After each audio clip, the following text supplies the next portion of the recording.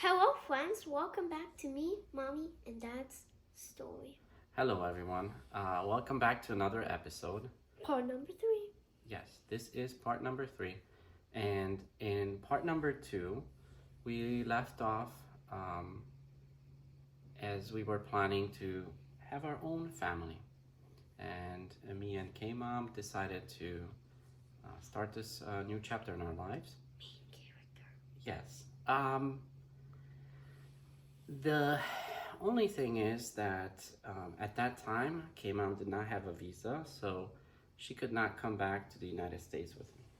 What? So I had to come back for work, and she actually stayed behind. So we were apart, and I got the news while I was here. Very excited, of course, and it was just the greatest day of my life. Just finding out that she is pregnant and that we will have an addition to our new family. Wait, does that mean me? Yes. Am I finally the main character? Slowly, yes, you are entering the story, main character on board. So actually, in all reality, the first to know that K-Mom was pregnant was our dog, Hera, Labrador, and Labrador. yes, she would always come up next to her and just kind of lay in her lap and stay close to her belly. So after that, we realized that was the sign. And she also had our cat, who also liked, yes, our cat also liked to, whenever she would sit down, just come next to her, sit in her lap, and be close to her belly. Yeah, I was always an animal boy. Yes, you were. And their connection with you, we will talk about that a little bit later, but let me just tell you, it was strong. So I found out, of course, I was very excited. Couldn't wait to go and be with her and you. And we were still waiting for her to get her visa. At the time, and still to this day, if you're from Romania, you need a visa to enter the US. And we had to get all those things in order, and it takes a little bit of time. But once I went back, and it was so exciting to see the belly grow. And we knew that there was someone in there. But guess what, Kevin? At that time, we didn't know, is it going to be a boy? Is it going to be a girl? Well, what was it? I think we know today. Yes. So, of course, that was an exciting time. And once I was able to go back, we spent a lot of time. K-Mom had a very, very strong connection with you. She spent a lot of time talking to you. We spent a lot of time reading. And it was so funny. She was explaining things to you as if you were right there next to her. And that was just wonderful to see. We were excited about that. Everything was as we hoped it'd be until right about, I would say, the 4-month mark, right around that time. And that's when she went to do one of the checkups because she felt like something isn't right. And when they were doing the checkup, they noticed that there is a difference in the length of one of your legs. And when they were looking at it, it looked like it's going to be a size difference in the left leg. But they weren't certain. So the doctors were saying it could be the way you were just sitting or laying at the time when they were doing the ultrasound. And it already gave us kind of just something to worry about and something in the back of our head that something isn't right. Now, It wasn't that big of a difference, right? it wasn't, it was enough, but at the time, remember, you're really, when you're in utero, in the belly, it's you're very small. So a small difference is already noticeable. I guess I'll take that. Yes. So we ended up going to some other specialists as well, because we were worried about that. And they confirmed that there is that difference, but they could neither 100% confirm what it is or deny it. So it was something to basically keep in mind and keep under observation. So having that in the back of our mind, we were already worried. But in Romania, I don't know how it is now, but at the time, there weren't too many experts, or there weren't specialized in the field enough as they would, or we found out later in the US, would have known that it would be something called osteogenesis imperfecta or brittle bone disease. Later we found out that the difference in the leg growth is that there had already been fractures while in utero. But we tried to stay positive. We tried to be happy.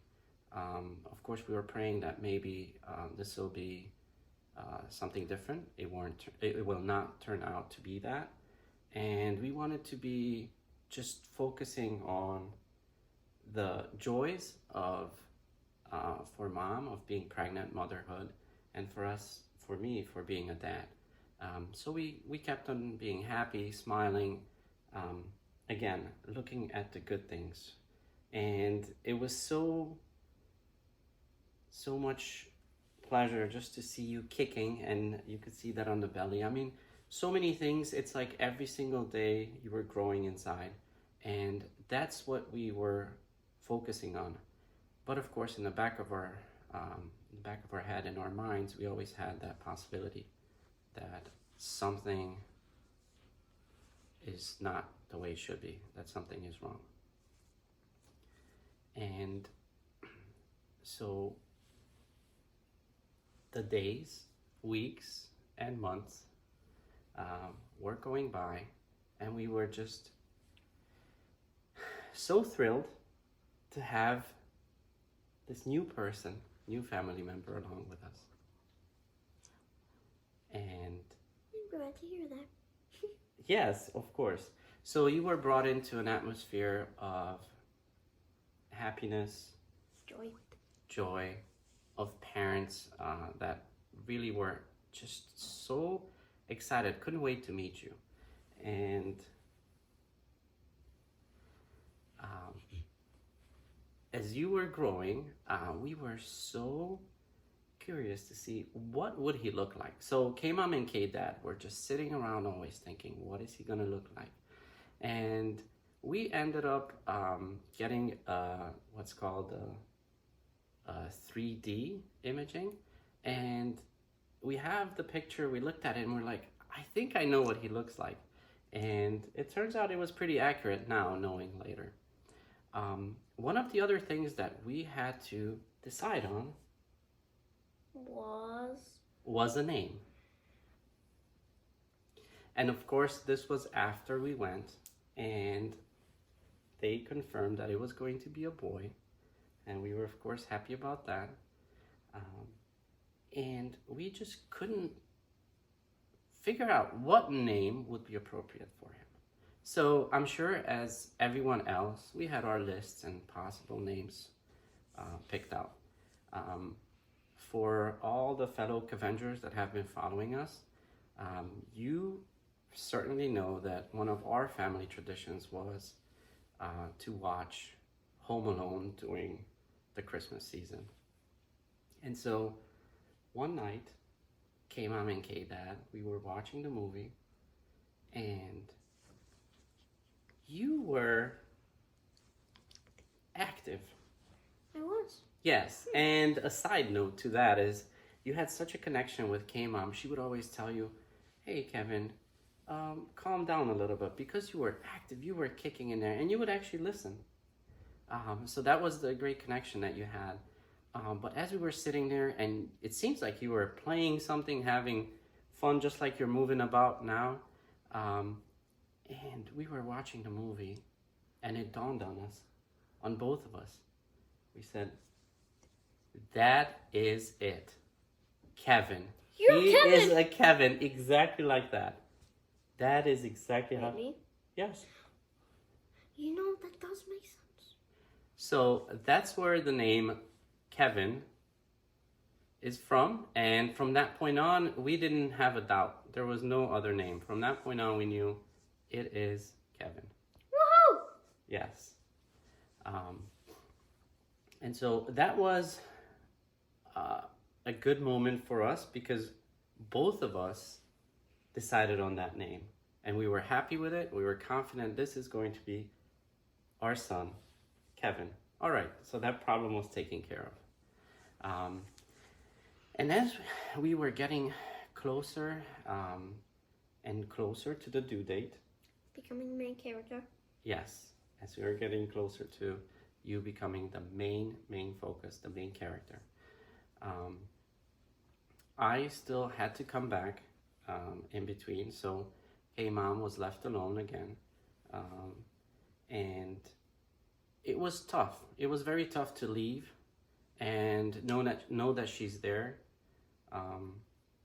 dealing with everything and not being there next to her and next to you.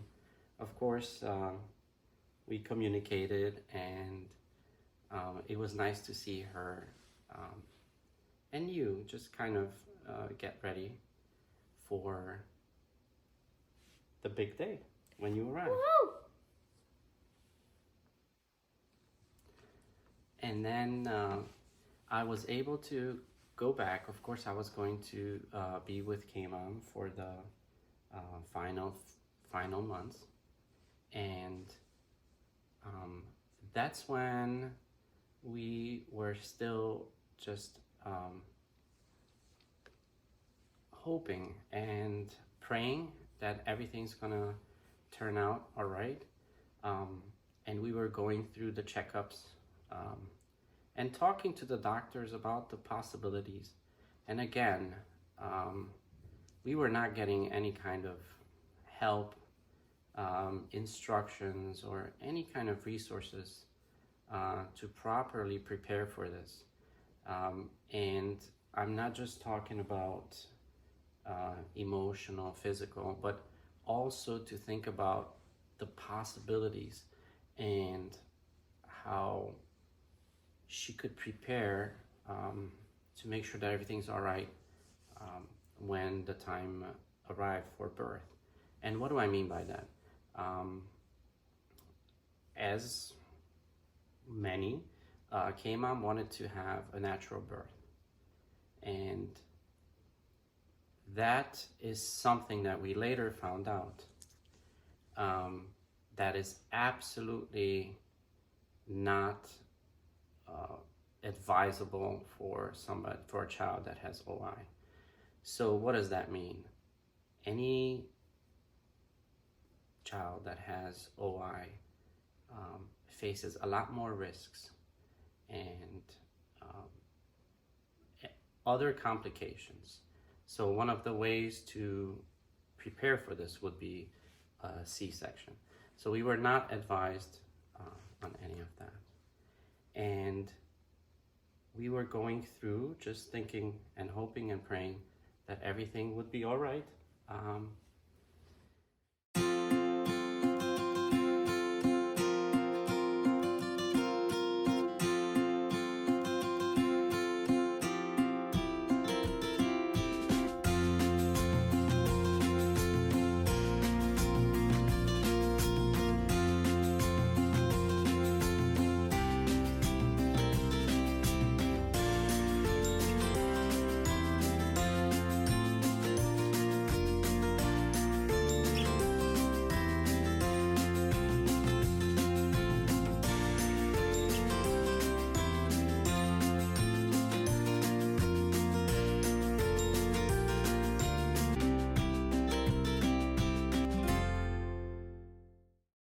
And about the actual birth, we will talk in the next episode.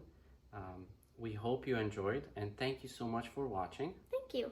But till then, see you soon, friends. Bye.